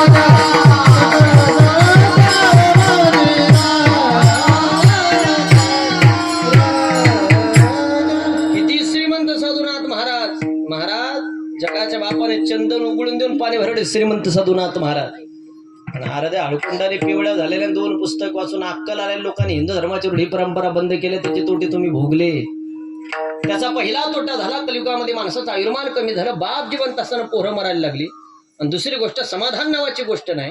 कोट्याधीश लोक पाथर्डी तालुक्यात गोळ्या घेतल्याशिवाय लोकांना झोपा येत नाहीची कारण आहेत. 5 ग्रंथ महाराज पितृऋणातून मुक्त होण्यासाठी वर्षातून 2दा त्यांच्या प्रतिमेचं पूजन करावं शास्त्र सांगताय. आता पिंडदानाचा विधी घरामध्ये संपन्न झाला. मी काही ती पूजा पाहिली नाही पण मी कीर्तनानंतर मी दर्शनाला जाणार आहे. कधी कळतं तुम्हाला या पूजेचं महत्व? आपल्या परिसरात माऊली अजून बरं आहे. मुंबई कोकण मावळ भिवंड्या पट्ट्यात जर मी कीर्तन प्रवचनाला गेलो तर अवघड परिस्थिती लोकांची. कधी कळतं त्या लोकांना पिंडदानाचं महत्व? आपले पोरं पोरी 30-30, 35-35 वर्षाचे होतात. पोरांचे लग्न जमत नाही. पोरींना नोकऱ्या लागत नाही. त्यावेळेस आपण ब्राह्मणासमोर आणि महाराज लोकांसमोर जन्मकुंडली घेऊन फिरतो. त्याच्या अगोदर तुम्हाला कळू नये बरं काय निघतं ती जन्मकुंडली? काल सर्पयोगाची शांती निघाल, पितृदोष निघाल, नवग्रह शांती, मंगळा शांती, नारायण नागबली, 9 प्रकारच्या शांत्या सोडल्या 10वी येत नाही. आले तर कार्यक्रम करायचे सोडून देईल महाराज मी उद्यापासून. कधी कळते आपल्याला?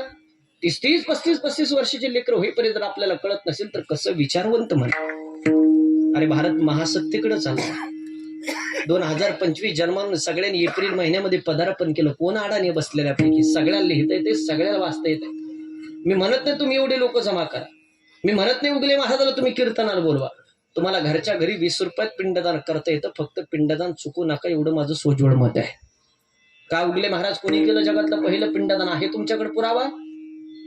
नारादाच्या गादीन बिनाप्रूफचा कालही बोललो नाही, आजही बोलणार नाही, उद्याही बोलणार नाही. 450 वर्षापूर्वी तुकोबांनी पिंडदान केलं. एका पिढीचं नाही केलं, 8व्या पिढीपासून केलं. विश्वंभर बाबापासून पिंड पदावरी दिला आपोली खरी, माझे झाले गया वर्जन, पिटले पितरांचे ऋण. हा 450 वर्षापूर्वीचा पुरावा. त्याच्या अगोदरचा पुरावा देऊ का एखादा पिंडदानाचा? त्याच्या अगोदरचा 450 वर्षापूर्वीचा. आता एक 5-7 दिवसापूर्वी मी जुन्नर तालुक्याचे आमदार शरददादा सोनवणेकडे एक कीर्तन केलं. मोठा माणूस आहे. कीर्तन संपलं, जुन्नरच्या बाहेर निघालो. डाव्या हाताला मला एक आळे नावाचं गाव लागलं. माहिती तुम्हाला सर्वांना. त्या आळे नावाच्या गावामध्ये माऊली ज्ञानोबांनी 750 वर्षापूर्वी एका रेड्याला समाधी दिली महाराज. ज्या रेड्याला ज्ञानोबाने 750 वर्षापूर्वी आळे नावाच्या गावात समाधी दिली ना, त्या रेड्याचं पिंडदान ज्ञानोबाने स्वतःच्या हाताने आळे नावाच्या गावात 750 वर्षापूर्वी केलं. सांगा मला तुम्ही सगळी मंडळी, 750 वर्षापूर्वी ज्ञानोबा जर एखादं रेड्याचं पिंडदान करत असतील, 450 वर्षापूर्वी जगद्गुरु तुकोबराय जर 8व्या पिढीपासून पिंडदान करत असतील, तर तुम्ही आम्ही केलं म्हणजे त्यात नवल काय झालं? पण हातात माईक आला का माणूस काय बोलून याची गॅरंटी आहे. तुम्ही जिवंतपणे जीवला याच्याशी मी 90% सहमती. गेल्यानंतर 2 रूढी परंपरा चुकू द्यायच्या नाही. उगले महाराज नाही केला, आम्ही आईचं दावा नाही, आम्ही पिंडदान केलं नाही, आम्ही श्राद्ध कर्म केलं नाही, आम्ही पितृजेव घातले. काय परिणाम? माझी भाषा सांगू का तुकोबाची भाषा सांगतो. तुकोबा म्हणतात तुमच्याकडून जरी घडलं नाही आहा कटा त्या वंशदुराचारी पुत्र धारा वंशदुराचारी पुत्र धारा वंशदुराचारी पुत्र धारा वंशदुराचारी पुत्र धारा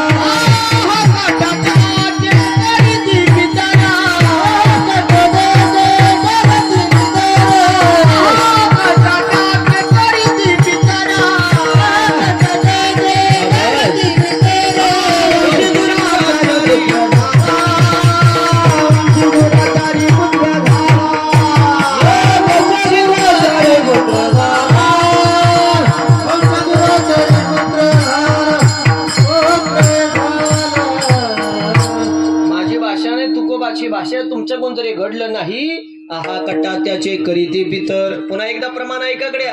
आहा कटा त्याचे करीती पितर वंशी दुराचारी पुत्र झाला. तुका म्हणतात तुमच्याकडून जरी घडलं नाही कालांतराने त्या घराण्यामध्ये जसं पोरग जन्माला येतं लोक म्हणतात आजाने किती कमवलं बापाने किती इज्जत कमवली पोराने खानदान संपून टाकलं. समजून घ्यायचं पितृकोप आणि पितृदोषाने चांगले चांगले घराणे उलटे पालटे झाले महाराज. हजारो उदाहरण आपल्या परिसरातले पण मला आता हे शूटिंग चालू आहे म्हणून मी नावानिशी देऊ शकत नाही तुम्हाला. नाही तर 38-40 उदाहरणं तुमच्या तालुक्यातले सगळ्या श्रीमंत लोकांचे महाराज माझ्याकडे. फक्त लोकांचं झालं असं चमत्कार झाल्याशिवाय लोक नमस्कार घालायला तयार नाही. नगरच्या पुढे पाईपलाईन रोड एक 10व्या निमित्ताने माझं प्रवचन झालं आणि एका राजकीय व्यक्तिमत्वाने माझं कार्ड घेतलं आणि 2-4 दिवसांनी फोन केला. लोक कार्यक्रम तर कोणी कार्ड नंबर घेतं कोणी युट्यूब इंस्टाग्रामला एखादा कीर्तनाचा व्हिडिओ आला त्याच्या खालून नंबर घेतात आणि विचारतात प्रश्न. तुमचा अधिकार आहे तुमचा हक्क आहे तुम्ही 100% विचार. त्याने मला 2-4 दिवसांनी फोन केला. उगले महाराज बोलताय म्हणलं उगले महाराज बोलतो. आमच्या मुलीची जन्मकुंडली म्हणे 37 वर्ष पोरीचं वय 1.5 लाख रुपये महिने अजून लग्न नाही झालं. काय करायचं तर ते पैशाचं. किती उदाहरणं देऊ तुमच्या परिसरातल्या पोरांचे मी तुम्हाला. मग एखाद्याच्या घरी गेलो लोक सांगतात 1 मिनिट रस्त्यावरती गेला अपघात झाला जागेवरती जावं लागलं. त्या सुप्याच्या पुढे गटेवाडी म्हणून गावे 2 महिन्याचे एका घराले 6 ऍक्सिडेंट झाले. मग लोक सांगतात गडगंज प्रॉपर्टी होती पैसा होता संपत्ती होती गरजांनी फाशी घेतली तर फोडून मेला. पैसा असून त्याचं पोरगा औषध पिऊन मेलं. पैसे येताना भरपूर असतात रुपये शिल्लक राहत नाही. उगले महाराज गडगंज प्रॉपर्टी समाधान नावाची गोष्ट नाही. कोट्याधीश रुपयाचा बंगला घरात वाद किटकिट भांडण्याचं चला असं वाटतं घरी पण जाऊ नये कुणाचं तोंड पण पाहू नये. कुणाकडे पण केला तर पितृदोष सांगतात. सत्ता संपत्ती पैसा गडगंज आहे पण पोरांच्या लग्नाला थोडक्यानं अडथळे आहे. कुणाकडे पण गेला तर पितृदोष सांगतात. या सगळ्या प्रश्नाचा अभ्यास करायचा असेल तर माझ्याकडे एकदा तरी गरुड पुराण नावाचा ग्रंथ वाचा. 11 पुराणापैकी पद्मपुराण गरुड पुराण श्रेष्ठ सांगितलं. त्याच्यामध्ये उल्लेख आहे पितरांची कृपा असेल कमी काळात भरभराट. पितर नाराज असतील कमी काळामध्ये माणसाची बरबादी आहे. तुम्ही विश्वास ठेवा नका ठेवू. मी महाराष्ट्रभर फिर तुम्हाला माहिती आहे. पिंडदान तुम्ही आम्ही करतो त्याच्यात नवल नाही. ज्याच्या सत्तेशी वृक्षाचं पान हरत नाही त्याला मी राम म्हणतो. त्या रामाचा बाप असणारा दशरथ त्याचं सुद्धा पिंडदान केलं. कुणी केलं दशरथाचं पिंडदान? रामाने का सीतेने? सीतेने. कुठं केलं? ढोरजळगावला. कुठं? कोणत्या नदीच्या पात्रात? किती प्रवचन कीर्तन ऐकले आतापर्यंत तुम्ही 10वीचे श्राद्धाचे. काळाची गरज आहे महाराज माहिती होऊन. 5,500 वर्षापूर्वीचं पिंडदान आहे. महाराज लोकांनी सुद्धा ज्या त्या वेळेला ज्या त्या विषयाचं प्रतिपादन करावं. त्याचं कारण तुमची चुकी नाही. तुम्ही एवढे लाखो रुपये खर्च करायचा आणि त्याचा मतिदार्थ माहिती देवत नसेल ते दुर्भाग्य आहे. तुम्ही उत्तर बरोबर दिलं. जगातलं पहिलं पिंडदान दशरथाचं रामाने नाही केलं सीतेनेच केलं. फल्गू नदीच्या पात्रात केलं. त्याच फल्गू नदीच्या पात्रामध्ये अहिल्याबाई होळकरांनी पिंडदान केलं. आणि माझ्या वाचनात गेलेला सगळ्यात श्रीमंत राजा रावत सगळ्यात श्रीमंत. किती श्रीमंत रावत? जेवढी महाराष्ट्राची कर्जमाफी त्याचं लाईट बिल होतं एवढा श्रीमंत रावत. किती श्रीमंत रावत. त्याची लंका सोन्याची होती. ती एक अंगठी जरी सोन्याची असली आम्ही 10 वेळेस पंक्तीतून हिंडताली हे वाढ त्याला ते वाढ अमक करतो आमची अंगठी दिसा म्हणून. काही जगाला 2 तोळ्याची साखळी राहती सोन्याची पण शर्टाची बाहेर काढून हिंडते. अरे बाप्पा त्याची लंका सोन्याची होती. शुद्ध कांचनाची सप्तकोटी शुद्ध कांचनाची सप्तकोटी हे शुद्ध कांचनाची सप्तकोटी शुद्ध कांचनाची सप्तकोटी हे कोटी खाय देते आशान काम्याजिया शुद्ध कांचनाची सप्तकोटी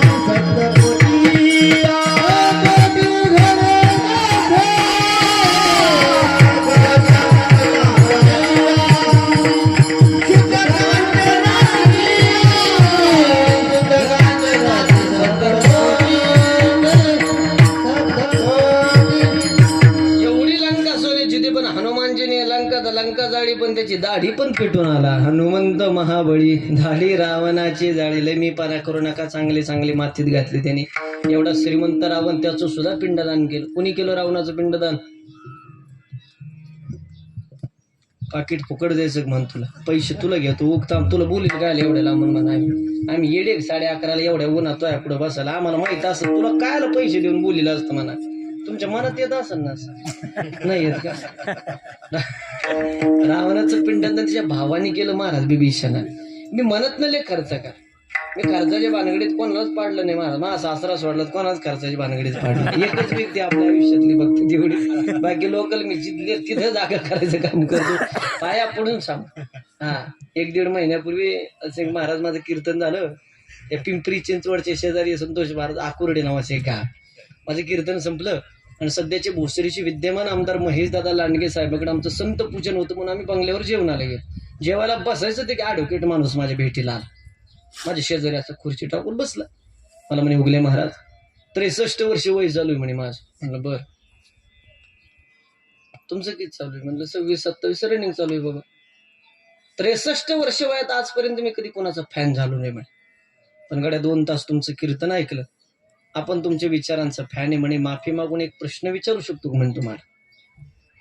आता त्यांनी प्रश्न कसा विचारला मग तुम्हाला त्याची हुशारी कळेल. आता म्हटलं काय हरकत नाही, फॅन म्हणल्यावर विचार. मग मला म्हणे, अनेक कीर्तनकारचे कीर्तन प्रवचन मी ऐकले. कीर्तनकार सांगतात, घरातून माणूस निघून गेला, एक 10 दिवस त्याचा आत्मा त्या घरामध्ये वास्तव्य करतो म्हणे. 10व्या दिवसाची पूजा संपन्न झाली की त्याचा आत्मा पुढे प्रवासाला निघतो म्हणे. मग 1 वर्षाची पूजा संपन्न झाली का वर्षासरात त्याचा आत्मा तृप्त होतो म्हणे, तोपर्यंत तो भटकत राहतो म्हणे. मग तो जर आत्मा आपल्याला दिसतच नाही तर त्यावर आपण विश्वास ठेवायचा कसा?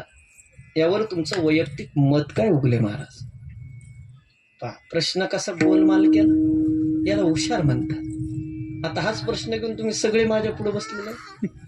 कैलासवासी सोपानराव जाऊन 1 वर्ष झालं. 1 वर्षामध्ये सोपानराव दोन्ही मुलाला दिसले नाही, त्यांच्या भावाला नाही, त्यांच्या बहिणीला नाही, त्यांच्या नातेवाईकाला. गावकराचा विषय लय लांबचा राहिला.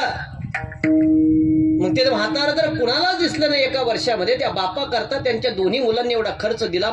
मंडप असेल, साऊंड सिस्टीम असेल, उगले महाराज असेल, सगळे महाराज मंडळी, सगळ्याला भोजन. खरंच या सोपानरावचा आत्मा या घराण्याला आशीर्वाद देईल का? हाच प्रश्न घेऊन तुम्ही सगळे माझ्याकडे बसलेले. आतापर्यंत कोणत्याच कीर्तनकाराने तुम्हाला याच्यावर सोल्युशन सांगितलं नसेल महाराज. ओरिजिनल सोल्युशन सांगतो. लोक म्हणतात ना, आत्मा दिसत नाही, मग तो आशीर्वाद देतो कसा? आणि ज्याला थोतांड समजतात त्याने तर कान उघडे करून ऐका. उगले महाराजाचं चॅलेंज आहे तुम्हाला. बाकीचे महाराज चॅलेंज करत नसतील. मी धर्मावरती नितांत प्रेम करणारा कीर्तनकार आहे महाराज. कीर्तनानंतर श्रद्धांजलीचा कार्यक्रम असतो. त्या श्रद्धांजलीमध्ये तुम्ही राजकीय टीका टिप्पण्या काही करा, मी त्या फंद्यात कधी पडत नाही.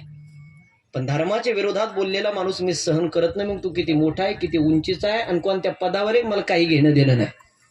धर्माच्या विरोधात कोणी बोलायचं नाही. आता 2 दिवसापूर्वी घडलेल्या घटनेने तुमचे डोळे उघडले असतील चांगले. लोक मरतात त्याच्यात नवल नाही महाराज, पण धर्म विचारून गोळ्या घातल्या याचं वाईट वाटलं. डोळे उघड्या, लय जवळ आलेत महाराज. तुमच्या पिढ्या संपल्या रे, पुढच्या पिढीला जगणं मुश्किल होईल. पाया पडून सांगतो मी तुम्हाला. ह्या जातीपातीचं सोडून द्या राजकारण. हे जातीपाती आपण तयार केलं महाराज. समोर बसलेले तुमचे रक्त लाले, माझंही रक्त लाले. बसलेल्यापैकी कुणी ओळखून दाखवा, अक्षय महाराज उगले कोणत्या जातीचं, मी तुम्हाला कीर्तन संपले 1 लाख रुपये देतो. येईन का ओळखू माझ्या चेहऱ्याकडे पाहून? तुम्ही माझ्या लग्नाला आलते म्हणून तुम्हाला माहिती माहिती जात नाही. काय माहिती होत तुम्हाला? हा काय माहिती महाराज? चेहऱ्यावर पाहून काय कळतं महाराज? जात हे सोडून द्या. जाती आपण तयार केल्या. जातीपेक्षा आपल्याला धर्म महत्वाचा आहे. जाती भीती सोडून सगळ्यांनी एकत्र यायचं शिका. 2 दिवसापूर्वी आमच्या संस्थानला मिटिंग झाली. त्या संदर्भात आम्ही कायम तसे धर्मावरती बोलत आलो, पण आज काळाची गरज आहे महाराज. आपण एकत्र नाही झालो तर आपलं जगणं मुश्किल होईल. पाया पडून सांगतो मी तुम्हाला, जातीपेक्षा आपल्याला धर्म महत्वाचा आहे.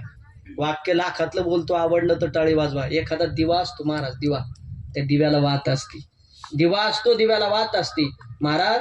दिवाच नाही राहिला तर वात काय कामाची, आणि धर्मच नाही राहिला ती जात काय कामाची महाराज. धर्मासाठी एकत्र या. मग गरजेचं आहे महाराज ते बोलणं. छावा चित्रपट आज गावात दाखवला जातो महाराज. का रे, काय गरज होती संभाजी महाराजांना अंगावरचे कातडे काढण्याची? काय गरज होती? धर्मासाठी अख्खं आयुष्य त्यांनी घातलं रे, बलिदान केलं. आपल्याला यांची चरित्र वाचायचं नाही, उठायचं मीडियाला यायचं म्हणून काहीतरी बोलायचं, उगं काहीतरी अभ्यास करा. आणि कोणाला अधिकार नाही धर्माच्या विरोधात बोलायचं महाराज. आपल्याला अभिमान पाहिजे आपल्या धर्माचा. हिंदू धर्मात आपण सगळे 18 अहिल्याबाई होळकरांनी अरे 12 ज्योतिर्लिंगाचे सगळे मंदिराचे काम काय गरज होती. महादेवाचे निस्सीम भक्त आहे अहिल्याबाई होळकर. रावणानंतर जर या जगात नाव कोणाचं लागत असेल महादेवाचे भक्तीत तर अहिल्याबाई. आपल्या पुरी फोटो काढताना गालाला बोट लावून फोटो काढते आणि कुठं हात वरती करून असे 2 बोट करून फोटो. अहिल्याबाईचा सगळे फोटो पा, तुम्हाला हातावरती महादेवाची पिंड दिसेल महाराज अहिल्याबाईचे. पहा जा ना ग्रामपंचायत मध्ये आयुष्य महाराज, जा ना कधी तुम्ही काशी विश्वेश्वराला जा. सगळे मंदिर जेजुरीच्या गडाचं काम कोणी केलं, काय गरज होती महाराज. पण धर्मासाठी आयुष्य घातलं महाराज. अरे स्वतःच्या पोराचा सुद्धा विचार केला ना त्या अहिल्याबाईने. स्वतःच्या लेकराकडून चूक झाली तर त्यांना सुद्धा शिक्षा द्यायचं काम केलं. पाया पडून सांगतो धर्मासाठी यांनी आयुष्य बलिदान केलं ना, हे कायम स्वरूपी या जगात शिल्लक राहिले कीर्तीच्या रूपाने. आपलं पण काम आहे, आपण जन्माला येऊन निसतं नाही, एकत्र येत चला. चला माझा विस्तार झाला. मी सांगतो फक्त माझ्या कीर्तनानंतर नाही, कोणाच्याच प्रवचनानंतर कीर्तनानंतर धर्माच्या विरोधात बोलायचा प्रयत्न केला नाही पाहिजे. तुम्ही 2 मिनिटं बोलून जाता पण महाराज त्याचा काही उपयोग नाही. ऐका आता तुम्ही म्हणता ना इथं केल्याने कुठं वरती पोहोचतं का, कसं पोहोचतं तुम्हाला प्रूफ करून देतो. चला बसलेल्यापैकी कोणी सैनिक क्षेत्रात काम केलं का, मेजर म्हणून कोणी आहे का वरती बोट करा बरं माझ्यासाठी. पण समजा तुमच्यापैकी आहे, तुमच्या मित्रापैकी आहे, या दोन्हीवरती विश्वास नसेल माझ्यावरती नसेल तर युट्यूबला एक नाव सर्च करायचं. लोक म्हणतात ना आत्मा दिसत म्हणून आशीर्वाद देतो कसा. पालसिंग महाराज 1962 साली चीनचं युद्ध झालं. 1962 साली चीनचं युद्ध प्रारंभ झालं आणि जसवंत सिंग नावाचा सैनिक, हे नाव लक्षात ठेवा फक्त, जसवंत सिंग एकट्याकडेने चीन अख्खी टोळी अडून ठेवली ती एकट्याकडेने. एका टायमाला जसवंत सिंग 6 गन मधून फायरिंग करत होता एका टायमाला. पण दुर्दैव घडलं, आपले लोक फितूर झाले आणि 1962 साली जसवंत सिंग साहेबाला चायना बॉर्डरवरती फाशी देऊन मारलं. पण 1962 साली फाशी देऊन मारलेल्या जसवंत सिंग साहेबाची कहाणी ऐका गड्या. बसलेल्यापैकी तुमचे मित्र कोणी सैनिक क्षेत्रामध्ये मेजर क्षेत्रामध्ये काम करत असतील त्यांना फोन करून विचारा, उगले महाराज सांगत होते खरं आहे का नाही. किंवा बसलेल्यापैकी उद्या कोणी चायना बॉर्डरवरती जा. 1962 साली फाशी देऊन मारलेला जसवंत सिंग आजही घोड्यावरून फिरताना सीमेचं रक्षण करताना आपल्या सैनिकांना दिसतो महाराज. साहेब याच्यात नवल नाहीये. 1962 साली आपल्यातून निघून गेलेल्या जसवंत सिंग साहेबीची पेन्शन सरकारने आज तारखेपर्यंत चालू ठेवली. याच्या पुढे बोलू का थोडं. लोकांचं नोकरीमध्ये जीवनपणी प्रमोशन होत नाही. जसवंत सिंग साहेबाचं 1962 साली आपल्यातून निघून गेल्यानंतर केंद्र सरकारने प्रमोशन केलंय. याच्या पुढचं ऐका थोडं. दर 4 महिन्याला रेल्वेचं तिकीट बुकिंग असतं जसवंत सिंग साहेबाचं. कधी गेलेत आपल्यातून, 1962 साली गेलेत. 2025ला दर 4 महिन्याला रेल्वेचं तिकीट बुकिंग असतं. त्यांच्या सीटवर कोणी बसत नाही. दर 2 महिन्याला सैनिकांचा प्रोग्राम झाला का सेपरेट खुर्ची टाकली जाते त्यांच्यासाठी, त्यांच्या खुर्चीवर कोणी बसत नाही. याच्या पुढचं आहे का, ज्या ठिकाणी जसवंत सिंग साहेब राहत होते सकाळी उठल्यानंतर त्यांच्या रूमला इस्त्री केलेला शर्ट अटकावला जातो, त्यांचा दिवाण साफ केला जातो, त्यांचे बूट पॉलिश केले जातात. 1962ला गेलेले आहेत आपल्यातून. सकाळी उठल्यानंतर इस्त्री केलेला शर्ट अटकावला जातो, दिवाण साफ केला जातो, बूट पॉलिश केले जातात. संध्याकाळी जर तुम्ही त्यांच्या रूमला पाहायला गेलात, पॉलिश केलेल्या बूटवरती तुम्हाला आपोआप धूळ साचलेली दिसेल, इस्त्री केलेला शर्ट तुम्हाला चुरगळायला दिसेल आणि दिवाण तुम्हाला अस्ताव्यस्त झालेलं दिसेल. याच्यातही नवल नाही महाराज. सुप्याच्या पुढं पारनेर तालुक्यामध्ये शिरूरच्या पाठीमागं नारायणगाव नावाचं एक गाव आहे महाराज. त्या गावात मी 10व्याचं प्रवचन करत असताना समोर बसलेल्या सैनिकांनी मला उत्तर दिलं, उगले महाराज मला स्वतः साक्षीदार आहे. स्वतः मी त्या बाउंड्रीवरती ड्युटी केली.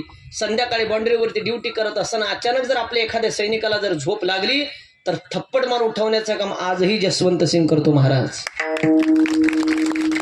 सांगा मला, सरकारला ह्या गोष्टी मान्य कराव्या लागत असेल तर अर्ध्या आळकोंडाने पिवळ्या झालेले 2 पुस्तक वाचून अक्कल आलेल्या लोकांनी काय हिंदू धर्मावर टीका करावी.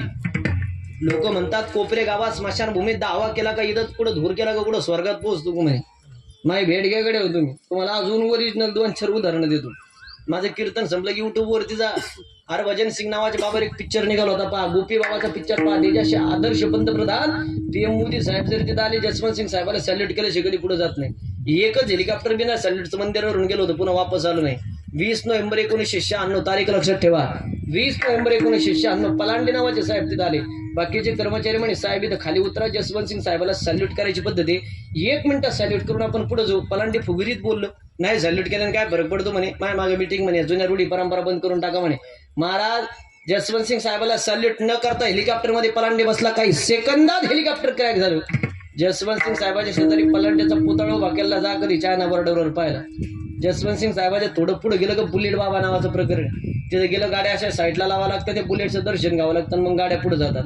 बिगर बुलेटच्या दर्शनाची गाडीच पुढे जाऊ शकत नाही, आपोआप पाठीमाग ओढल्या जाते.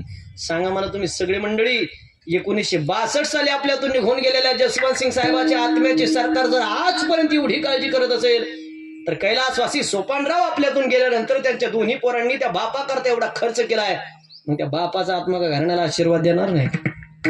उचलली चिपका लावली टाळ्याला, काही वाचायचं नाही, काही नाही.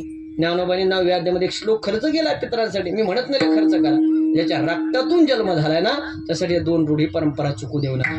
का तुमच्याकडे असं झालं, एखाद्याचा 10 कोटी रुपयाचा बंगला आहे बा, 1 लाखाचा आंघोळी बाथरूम आहे, मेल्यावर त्याला आंघोळ अंगणात घालतील का बाथरूम मध्ये? बोला पटका, अंगणातच ना. मी त्या मताचं 1 लाखाचा आंघोळी बाथरूम आणल्यावर शावर खाली घातली पाहिजे, संतूर सामान लावली पाहिजे, लक्स लावली पाहिजे, परफ्यूम मारला पाहिजे, नंबर 1 लावली पाहिजे. का बाहेर आंघोळ घालायला? बरं कोणत्या ग्रंथात आलो बुवा मेलेल्या माणसाला अंगणात आंघोळ घाल? मला ग्रंथाचं नाव सांगा. बसलेल्या पैकी कोणी सांगा, आजचं सगळं पाकिट तुम्हाला देऊन जातो, नाही तो उभा राहिलेल्या पैकी सांगा. कोणत्या ग्रंथात आलं? मागून आलो पुढं चाललं, त्यांनी केलं आम्ही करायचं, पिछे से आया आगे ढकलली. तुमच्या शेजारी पाथर्डी तालुका सुरू होतो, तुम्हाला पण पाथर्डी तालुका आहे, पण दगडवाडी नावाचे एक गाव. बद्रीनाथ महाराज तनपुरींनी माझं कीर्तन घेतलं, मोठे साधू कीर्तन सरंगात आलं, आणि समोर बसलेल्या म्हातारीने मी प्रश्न केला, म्हणजे आजीबाई मेलेल्या माणसाला का अंगणात आंघोळ घालावी, का मोरीत घालू नये? म्हातारीने मला सांगितलं, उगले महाराज त्याला जर मोरीत आंघोळ घातली ते जर मोरीतच बसून राहिलं मग 3 दिवस हसत होतो महाराज मी उत्तराला. अडाणी लोकांचं अवघड काम. बाहेर आंघोळ का घालावी त्याचं शास्त्रशुद्ध कारण आहे. बाहेर आंघोळ घालत असताना त्याला उपप्रावरण गुंडाळलं जातं. उपप्रावरण संस्कृत शब्द आहे, मराठीमध्ये त्याला उपर्ण नावाचा शब्द आहे. उपर्ण गुंडाळत असताना त्याच्या उजव्या बाजूमध्ये सप्तधान्य गुंडाळलं जातं. 4 जण त्याला खांद्यावर घेतात. काही ठिकाणी वेशीच्या बाहेर विसावा देतात आणि काही ठिकाणी स्मशानभूमीच्या बाहेर विसावा देतात. इकडं कसं आहे, कुठं टेकवतात त्याला खाली? वेशीच्या बाहेर का स्मशानभूमीच्या बाहेर? वेशीच्या बाहेर. का टेकवायचं बरं त्याला खाली? का विसावा द्यायचं? ते तर मेलेलंच असं, त्याला काय कळतं टेकवलं नाही टेकवलं? मागून आलं पुढं चाललं, त्यांनी केलं आम्ही करायचं. एकदा शिरूरमध्ये मी प्रश्न केला होता, मी म्हटलं मेलेल्या माणसाला वेशीच्या बाहेर का खाली टेकवायचं, का विसावा द्यायचा? एक गडी मला म्हणे, उगले महाराज खांदेकरांना वज होऊ नये म्हणून 5 मिनिटं टेकवायचं.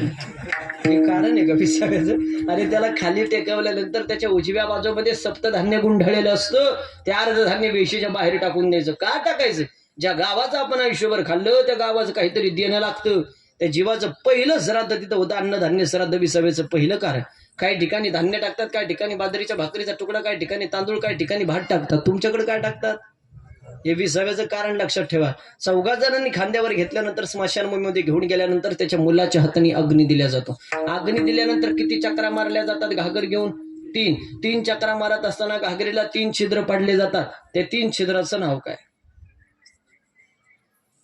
तुमच्याकडे माणसंच मेले नाही का? मज मेले बाबा, पण कोणी सांगितलं नाही. तुम्हाला 3 छिद्राचं नाव माहिती, विषय सोडा. घागरीला छिद्र खालून वर पडावे का वरून खाली पडावे?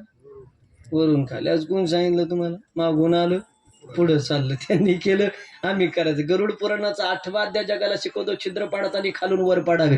पण खालून वर पाडायला गेलं का घागरीतलं पाणी लवकर गळून जातं, म्हणून आपल्याकडे वरून खाली चालू केले. आलं का तुमच्या डोक्यात? उगले महाराज कुडले होते लक्षात नाही राहिलं तरी चालत. मी काय सांगतो प्रत्येकाने घरी घेऊन जा. पहिल्या छिद्राचं नाव रस, दुसऱ्या छिद्राचं नाव तम, तिसऱ्या छिद्राचं नाव गुण. पुरावा ज्ञानोबाचा हरिपाठ नावाचा ग्रंथ. प्रमाण 7, 5, 3 दशकांचा मेळा, एक तत्वे कळा दाव्यारी. ज्ञानोबाने 3 गुण सांगितले. राजस तामस आणि सात्विक. पहिलं छिद्र पडला आत्मातून गेला, दुसरं पडला आत्मा बाहेर आला, तिसरं पडला आत्मातून गेला. त्याच दगडाने त्या घागरेचा भुगवटा केला जातो. त्या दगडाचं एक विशिष्ट प्रकारचं नाव आहे. त्या दगडाला काय म्हणतात? तुमच्या परिसरामध्ये आश्मा म्हणतात, काही भागात चिबकडा म्हणतात, काही भागात विसाव्याचं दगड म्हणतात, काही भागात आत्मा म्हणतात. 3 चक्रा मारल्यानंतर जुने लोक सांगतात घागर पाठीमागं टाकून दे. त्याचा भुगोटा केला जातो का घागर तशीच ठेवली जाते? भुगोटा का करायचं? भुगोटा नाही माहिती तुम्हाला. बोंब मारल्या जाते, घरी निघाल्यानंतर जुना माणूस त्याच्या हाताला पकडतो आणि जुना माणूस सांगतो पाठीमागं पाहू नको. का नाही पाहायचं पाठीमागं? मेलेली माणसं दिसतात का? मग ते आपल्या मागे येतात का? काही माहित नाही तुम्हाला? जेवायला काय केलंय? जेवून जा सगळ्यात. 1 मिनिटात महत्वाचं बोलू का? श्रीमंत लोक जी भिकारी झाली त्याचं खरं कारण सांगतो. तुमच्या परिसरात जास्त आहे. माऊली मी जर एखाद्याच्या घरी बसलो, लोक मला सांगतात उगले महाराज गडगंज प्रॉपर्टी होती त्यांच्याकडे, 500-500 एकर जमिनी होत्या, 100-100 मजूर ज्यांची इथं दररोज कामाला जायचे, पण आज खायला दाना नाही महाराज त्या लोकांना. मग या श्रीमंत लोकांची श्रीमंती निघून कस काय गेली नाही, गरीब कशामुळे झाल्याचं खरं कारण आहे का? पाठीमागं पाहू नको, त्याचं कारण आहे त्या जीवाचा आणि तुझा संबंध तोडून टाक. जोडायच्या भानगडीत पडू नको. संबंध जोडणे म्हणजे काय आणि संबंध तोडणे म्हणजे काय? संबंध जोडणे म्हणजे मेलेल्या माणसाच्या प्रेत्यात आपल्या दारासमोर त्याच्या नावाचं खडकं किंवा समाधी बांधणे, आई बापाच्या आजी आजोबाची अस्थी त्याच्यामध्ये ठेवण्याला संबंध जोडणे म्हणतात. खडकं कळतं माता भगिनी तुम्हाला? पुरुष मंडळी थडगं कळतं? पाया आपलं मग ते संबंध जोडायच्या भानगडीत पडू नका. ज्याने आपल्या दारासमोर थडगं बांधलं, ज्याने आपल्या शेतामध्ये थडगं बांधलं, आई बापाच्या आजी आजोबाच्या अस्थी त्याच्यामध्ये ठेवल्या, थडग्याचं शास्त्र आहे, थडग्याचा विधी आहे. त्याला 2 टाइम दिवा 1 टाइम नैवेद्य पाहिजे म्हणजे पाहिजेच. आणि 12 वर्ष जर थडग्याच्या वहेलना जर झाली तर ते घर फिरवायला कारणीभूत आहे. तुम्ही माझ्याबरोबर चला सोनई भागात, मी नावानिशी घरं दाखवतो तुम्हाला. 15 वर्षापूर्वी ज्यांच्याकडे जागिरी होती, फुगिरी होती, पाटील होती, रुबाब होता, थाट होता, 500 एकर जमिनी होत्या, 100 मजूर ज्यांचे तर दररोज कामाला जायचे. कोणी आईबाप गेल्यानंतर दारासमोर थडगे बांधले, कोणी आजोबा गेल्यानंतर शेतामध्ये थडगे बांधले, आई बापाच्या आजी आजोबाच्या अस्थी त्याच्यामध्ये ठेवल्या. 12 वर्ष त्याला दिवा नाही, 12 वर्ष त्याला नैवेद्य नाही. 15 वर्षापूर्वी ज्यांच्याकडे जागिरी फुगिरी पाटील रुबाब होता, थाट होता, 500 एकर जमिनी होत्या, 100 मजूर ज्यांचे तर दररोज कामाला जायचे. 2019-20 ते लोकांच्या कपाशीतलं काँग्रेस उपटाला जातात, त्याला पितृदोष म्हणतात. जेवढा सोपा तेवढा उघड आहे. आता अक्षय महाराज उगलेन तुम्हाला सांगितलं, तुम्ही घरी गेल्यानंतर माता भगिनी थडगं बांधलेलं असलं, उद्यापासून त्याला दिवा द्याल, त्याच्यामध्ये हस्ती ठेवलेला असेल, परवा दिवशीपासून तुम्ही त्याला नैवेद्य द्याल. तुमचे पोरं करतीलच काय भरोसा? बरं, तुमचे पोरं संस्कारी असले तर ते करतील, तुमचे नातू करतीलच काय भरोसा? हस्ती नावाची अशी गोष्ट आहे, 13 दिवसाच्या आत वाहत्या पाण्यात सोडावी, हस्ती घरात ठेवू नये. घरी आल्यानंतर लिंबाचा पाला दिला जातो. तुमच्याकडे दुसऱ्या दिवशी सावडतात का? तिसऱ्या दिवशी? तिसऱ्या. नेवाशा तालुक्यामध्ये या पट्ट्यामध्ये 3ऱ्या दिवशी सावडतात. पण माझं वास्तव्य पारनेरमध्ये, महाराज त्या पारनेर परिसरात 2ऱ्या दिवशी सावडतात. 2रा दिवस सोडून द्या, 3रा दिवस सोडून द्या, माझा वेळ संपत आला. 10व्या दिवसावर येतो. 10वा दिवस अति महत्वाचा. कोणाच्या हातात असतो? कावळ्याच्या. शेवटचा प्रश्न, कावळा शिवलेला चांगलं का नाही शिवलेला? शिवलेला. आज कोण सांगितलं तुम्हाला? लोक म्हणतात ना, जिथं कावळा शिवत नाही ते लोक मोक्षाला जात नाही का? मग